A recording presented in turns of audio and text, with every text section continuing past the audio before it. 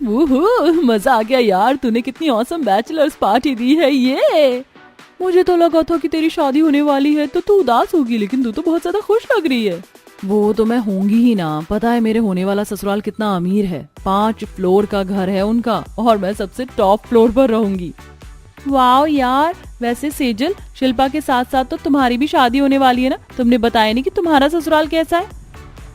वो, अरे रुको रुको, मैं बताती हूँ। तुम लोगों ने झोपड़पट्टी तो देख रखी है ना। बस वो घास की बनी होती है और इसका ससुराल मिट्टी का बना हुआ है। बस एक छोटा सा हॉल है, उसमें ही इन लोगों का सोना और खाना बनाना है। क्यों?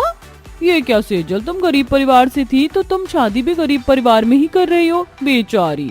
बचपन की सहेली होने के बावजूद भी शिल्पा अक्सर सेजल का मजाक उड़ाया करती थी। समय गुजरने के साथ साथ शिल्पा और ज्यादा घमंडी होने लगी थी। जहां अमीर सहेली शिल्पा का रिश्ता एक बड़े और अमीर परिवार में तय हुआ था, वहीं सेजल का छोटे से गरीब परिवार में तय होता है। नहीं माँ, मुझे अपने दहेज के लिए ये फर्नीचर नहीं चाहिए। आप प्लीज दूसरा ऑर्डर करके मंगवाइए।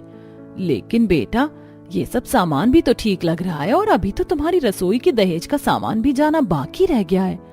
वो तो सबसे ज्यादा इम्पोर्टेंट है। मैं नहीं चाहती कि मेरी रसोई में किसी भी चीज की कमी हो, तो आप मुझे सारा सामान देना। ओवन, सारे बर्तन, गैस, चूल्हा, इंडक्शन, कंटेनर्स, सब कुछ, वो भी A1 क्वालिटी का। मेरी दहेज की रसोई सबसे अच्छी होनी चाहिए, जिसमें किसी भी चीज की कमी ना हो। एक तरफ अमीर सहेली अपनी माँ से कहकर अपनी दहेज की रसोई के लिए ढेर सारा सामान मंगवाती है, वो भी महंगे से महंगा। वहीं दूसरी तरफ गरीब सहेली। माँ बाबा, आप लोग इतना क्यों परेशान हो रहे हैं? उन लोगों ने हमसे कोई भी दहेज नहीं मांगा है। नहीं मांगा, लेकिन इसका मतलब ये तो नहीं कि हम तुझे कुछ भी नहीं देंगे। कम से कम तेरी गृहस्थी के लिए तुझे रसोई का तो कुछ सामान देना होगा। मैंने चंदन सेठ से थोड़े बहुत पैसे उधार मांगे थे तेरी शादी के लिए, उसी में ही हम तेरी रसोई के दहेज का सामान ले आएंगे। कमलेश और ममता थोड़े बहुत पैसों से गैस, चूल्हा, थोड़े बहुत बर्तन और मसाले के डिब्बे लेकर आ जाते हैं। समय गुजरता है। जहां अमीर सहेली की शादी धूमधाम से होती है, वहीं गरीब सहेली की शादी सादगी से। दोनों ही सहेलियां शादी करके अपने ससुराल आ जाती हैं। दोनों सहेलियों का ससुराल पड़ोस में ही था। शिल्पा बहू, तू तो दहेज में काफी सारा सामान लेकर आई है। फ्रिज, LED, बेड, फर्नीचर, सब कुछ। और ये रसोई का सामान अलग से, नया फ्रिज, इंडक्शन, ओवन, बर्तन, कंटेनर, सब कुछ बहुत बढ़िया है। हाँ माँ, वो भी इतना महंगा महंगा। इतना सब कुछ तो कल्पना भाभी भी लेकर नहीं आई थी अपने दहेज में। इतना सब कुछ लाने के लिए पैसे भी तो होने चाहिए। अब जिसकी जितनी औकात होती है वो उतना ही तो लेगा। हाँ, जैसे खुद तो कहीं की एलिजाबेथ है। अपनी देवरानी की बात सुनकर कल्पना मुंह बनाकर अपने कमरे में चली जाती है। ऐसे ही शादी का दिन गुजरता है और आज दोनों ही अमीर और गरीब सहेली की पहली रसोई की रस्म होती है। जहां गरीब सहेली के छोटे से एक कमरे वाली ससुराल में ही रसोई बनी हुई थी, वहीं 5 मंजिला मकान में रहने वाली अमीर सहेली की रसोई चौथी मंजिल पर बनी थी। चौथी मंजिल पर रसोई होने से यहाँ से कितना अच्छा व्यू दिख रहा है बाहर का। अरे, यहाँ से तो मुझे अपनी गरीब सहेली की गरीब वाली रसोई भी दिख रही है। बेचारी, कहाँ वो नीचे मिट्टी के चूल्हे पर खाना बनाएगी और कहाँ मैं यहाँ ऊपर इंडक्शन पर। शिल्पा अपने साथ जो भी दहेज की रसोई का सामान लेकर आई थी, उसे अच्छे से अपनी रसोई में सेट कर देती है और अपनी पहली रसोई की तैयारी करने लगती है। इतने में उसे खिड़की से सेजल दिखती है। ओए सेजल, देख मेरी रसोई कितनी ऊपर है। यहाँ से बहुत सुंदर नजारा दिखता है। खाना बनाने में मजा आ रहा है मुझे तो। अच्छी बात है, तू बना अपनी ऊपर रसोई में खाना। मेरी नीचे वाली रसोई भी बहुत अच्छी है। इतना कहकर सेजल अपने घर में चली जाती है और खाना पकाने लगती है। इतने में उसकी सास आ जाती है। अरे सेजल बहू, तू तो अपने साथ गैस चूल्हा लेकर आई है। हाँ माँ जी, पर चूल्हे पर खाना अच्छे से बन जाता है। चूल्हे पर खाना बनाना आपके लिए मुश्किल भरा होगा ना, इसलिए मैं गैस वाला चूल्हा लेकर आई हूँ। अब आराम से बीच बीच में खाना बनाइएगा, इससे आपका हाथ भी नहीं जलेगा।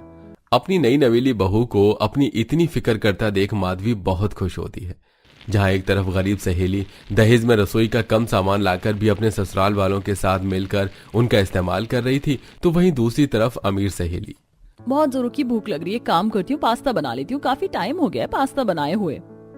फर्स्ट फ्लोर पर अपने रूम में बैठी कनिका 4th फ्लोर पर बनी अपनी भाभी की रसोई में जाती है और पास्ता बनाने लगती है कि तभी वहां गुस्से में शिल्पा आती है।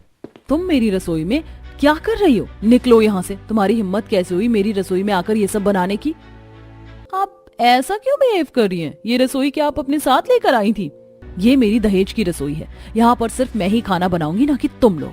तुम लोग तो मेरी इस दहेज की रसोई को खराब कर दोगे। अब जाओ यहाँ से।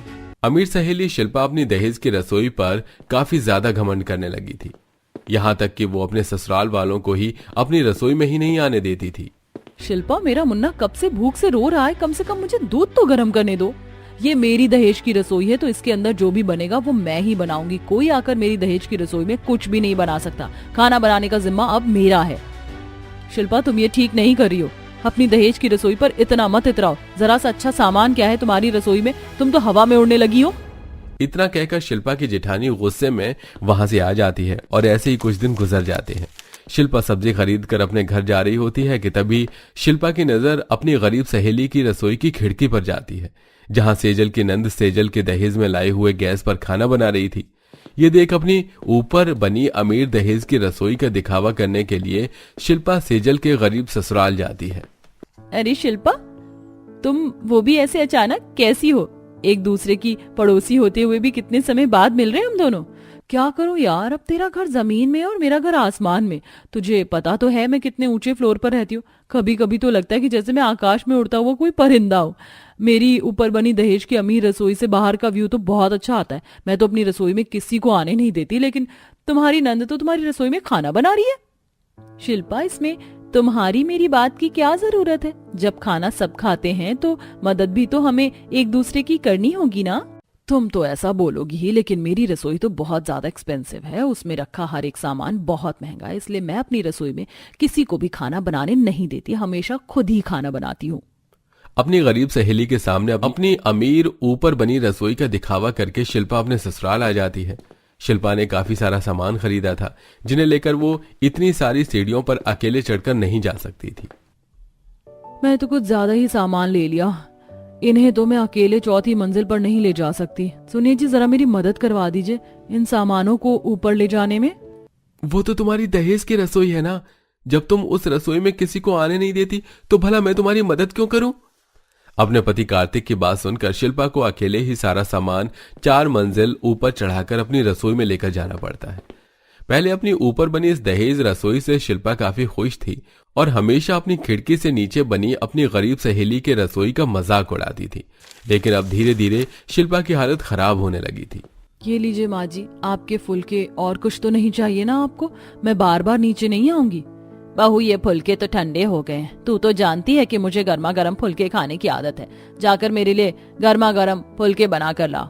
शिल्पा ने खुद ही खाना बनाने की जिम्मेदारी ले ली थी, जिसके चलते अब खाना बनाना और सबको उनके कमरे में जाकर खाना देना शिल्पा पर भारी पड़ रहा था। मैंने तुम्हें कहा था कि मुझे आलू की सब्जी चाहिए, लेकिन तुम ये बैंगन का भरता लेकर आ गई हो और मेरे लिए पराठे बना कर लाओ। अब तो लगता है कि शरीर की शक्ति खत्म हो गई है। हाय मेरे हाथ पैर। खाने की प्लेट लेकर शिल्पा सीढ़ियों से उतरती है कि तभी चकराकर वो सीढ़ियों से नीचे गिर जाती है। मेरा हाथ, पैर, कोई है, मेरी मदद करो। अच्छा हुआ घर में कोई नहीं है। बड़ा घमंड था ना अपनी दहेज की रसोई पर। अभी थोड़ी देर तक और तड़पने देती हूँ इसे। शिल्पा दर्द से करा रही होती है कि तभी वहां कल्पना ये सब देख मन ही मन खुश होती है। पोहा तो शिल्पा को भी बहुत पसंद है। एक काम करती हूँ, उसके लिए ले जाती हूँ। सेजल पोहा जैसी ही अमीर सहेली शिल्पा के घर ले जाती है तो देखती है कि शिल्पा सीढ़ियों के पास पड़ी हुई दर्द से करहा रही है। शिल्पा, तुम ठीक तो हो? सेजल शिल्पा को उठाती है और उसे सोफे पर बिठाती है। पीछे से बाकी सब भी आ जाते हैं। तुम सीढ़ियों से कैसे गिरी? तुम तो जानती हो मेरी रसोई चौथी मंजिल पर है। दिन में 100 बार खाना लेकर कभी ऊपर जाओ तो कभी नीचे।